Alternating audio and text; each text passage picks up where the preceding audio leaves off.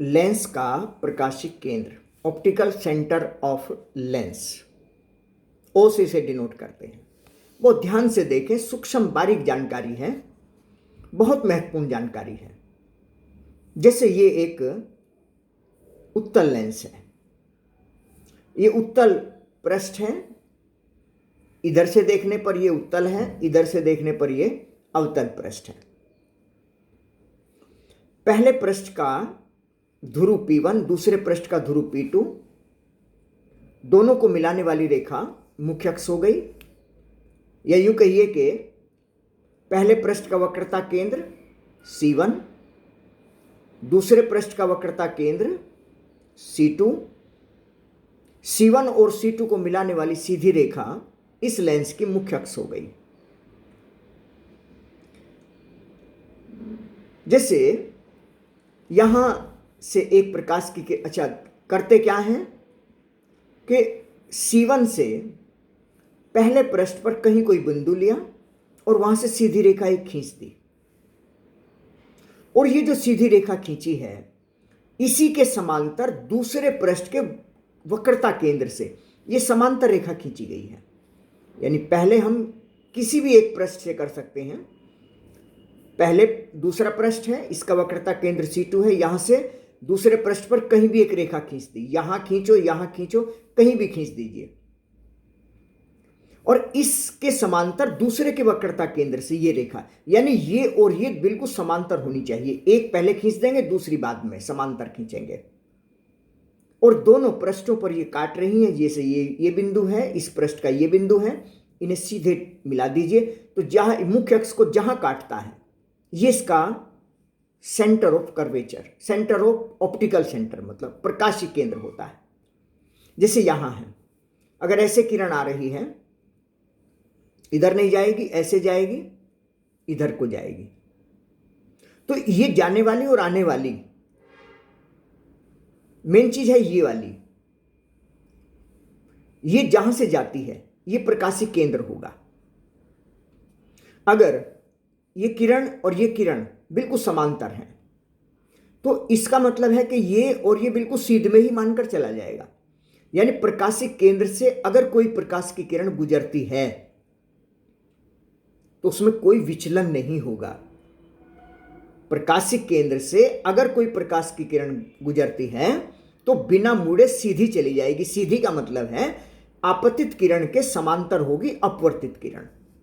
महत्वपूर्ण बातें हैं ये। और इसमें ऑप्टिकल सेंटर O यहां हो गया, तो बहुत सीधा है कि OP1 बटे OP2,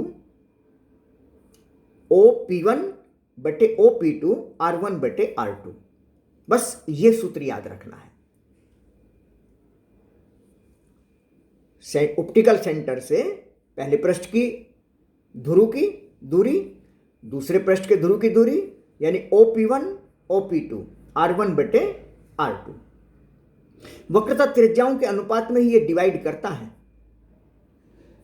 बाहर भी हो सकता है, ये सेंटर अंदर है लेकिन बाहर भी हो सकता है। जैसे देखिए ये अवतल पृष्ठ है, इधर से देखने पर ये उत्तल, इस लेंस का नाम हो गया अवतलो उत्तल। अगर ये समतल है पृष्ठ, इधर उत्तल है, तो समतल अवतल, ये लेंस हो गया। उसी तरीके से चलते हैं। जैसे पहला पृष्ठ है, इसका वक्रता केंद्र C1 यहां हुआ, इससे कोई भी एक रेखा खींच दी पहले पृष्ठ पर। दूसरे का वक्रता केंद्र यहां करीब होगा क्योंकि इसकी वक्रता ज्यादा है, इसलिए वक्रता त्रिज्या कम होगी। ज्यादा वक्र है ये। अगर ये बिल्कुल ये कम वक्र है और बिल्कुल सीधा होता तो वक्रता केंद्र अनंता पर होता। अगर सीधी रेखा होती तो इसका वक्रता केंद्र कहां पड़ेगा? अनंता पर, इनफाइनाइट। तो वक्रता नहीं है इसमें, वक्रता केंद्र अनंता पर हो गया। वक्रता नहीं है, वक्रता केंद्र अनंता पर हो गया। वक्रता कुछ है, वक्रता केंद्र यहां हो गया। वक्रता ज्यादा है, वक्रता केंद्र, वक्रता त्रिज्या कम हो गई, नजदीक होगा। तो पहले ये रेखा खींची और C2 से इसके समांतर ये दोनों बिंदुओं पर यहाँ काट रही हैं, बस इसी को मिलाते हुए रेखा खींच दीजिए। मुख्य अक्ष को जहाँ काटती हैं प्रकाशीय केंद्र हो गया। तो देखिए प्रकाशीय केंद्र जरूरी नहीं है कि लेंस के अंदर हो, बाहर भी हो सकता है, इधर भी हो सकता है। यहाँ देखिए फॉर्मूला वही है, OP1/OP2 R1/R2।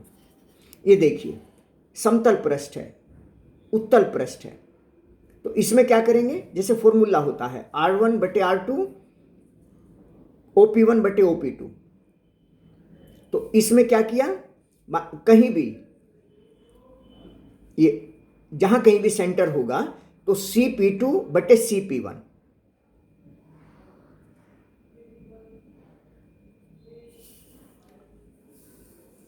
ये R2/R1 उल्टा हमने लिख दिया है। एक तो है कि हम OP1/OP2 R1/R2 लिखते, OP1/OP2 R1/R2 लिखते। तो यहां हमने क्या किया,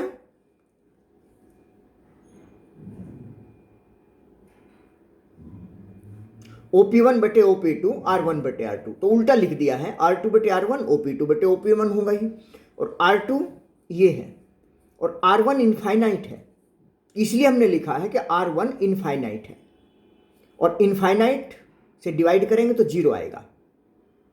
R2/R1 OP2/OP1 गुणा करेंगे 0 हो जाएगा, तो OP2 0 हो गया। इसका मतलब O और P2 सेंटर ऑफ कर्वेचर अगर हमने O माना है तो OP2 0 आ गया ये, तो इसका मतलब यही होगा बस।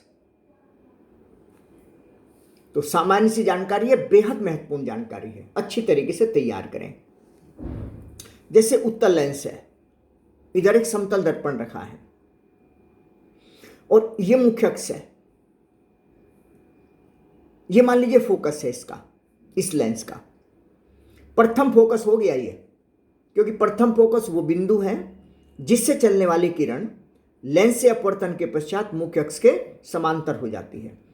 ये समांतर किरणें हैं, समांतर। और अगर ठीक मुख्य अक्ष के लंबवत समतल दर्पण हो तो इस पर ये लंबवत पड़ेगी, आपतन कोण 0 होगा, परावर्तन कोण 0 होगा, वापस चली आएगी, O का प्रतिबिंब यही बनेगा। तो ये फोकस दूरी हो गई। जैसे ये देखिए उत्तल लेंस है, अभिसारी लेंस है, पीछे एक उत्तल दर्पण रखा है। अगर यहां से प्रकाश की किरण चली और ये ऐसे लंबवत इस पर पड़ती है, ये आगे पीछे करके ऐसी जगह रखा गया है कि इस पर ठीक लंबवत पड़े। अगर लंबवत पड़ेगी तो वापस आ जाएगी, O का प्रतिबिंब यही बनेगा। और अगर इसका हटा दें तो ये किरण यहां जानी थी, प्रतिबिंब यहां बनना था एक तरह से, यानी यहां बनना था तो लंबवत किरण, और लंबवत किरण तो हम जानते हैं कि केंद्र से होकर जाती, वक्रता केंद्र से। तो सेंटर ऑफ कर्वेचर हो गया इस उत्तल दर्पण का, वक्रता केंद्र ये हो गया, और यहां से यहां तक की दूरी वक्रता त्रिज्या हो गई, R होती है 2F के बराबर होती है, तो इसकी फोकस दूरी कैलकुलेट की जा सकती है। उत्तल लेंस है, अवतल लेंस है, कॉम्बिनेशन है। ये अभिसारी है, ये अपसारी है, ये कन्वर्जिंग है, ये डाइवर्जिंग है। ये किरणों को मुख्य अक्ष की ओर मोड़ता है, ये किरणों को मुख्य अक्ष से दूर की ओर फैलाता है। तो वस्तु यहां अगर है आपतित किरण अभिसारी होने की वजह से मुख्य अक्ष की ओर मुड़ेगी, सीधी न जाकर इधर जाएगी, यहां से ये मान लीजिए यहां जाती है, तो इस लेंस के द्वारा वस्तुओं का प्रतिबिंब I' पर बना।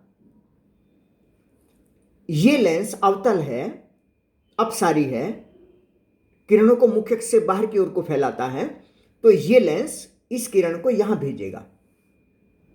तो ये किरण जो कि यहां आनी थी यहां चली गई, बस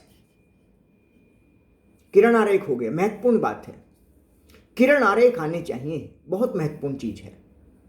एक ये देखिए, एक गोला है कांच का पूरा, किसी माध्यम का, n 1.5 है मान लीजिए, ये इसका सेंटर है, तो ये त्रिज्या R हो गई, ये त्रिज्या R हो गई।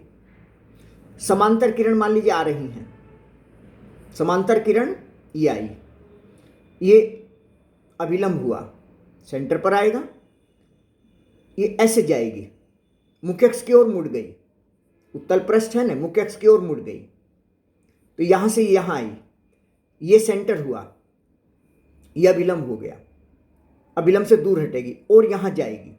यानी पहला पृष्ठ प्रतिबिंब आई डैश, दूसरा पृष्ठ आई डैश का प्रतिबिंब आई पर, ये बना रहा है। बहुत सरल चीजें हैं, बस किरण आरेख महत्वपूर्ण है और सूत्र लगाते रहिए। जो सामान्य फॉर्मूले होते हैं n/v माइनस 1/u बराबर n-1/r, यही फॉर्मूले लगेंगे दोनों पृष्ठों के लिए।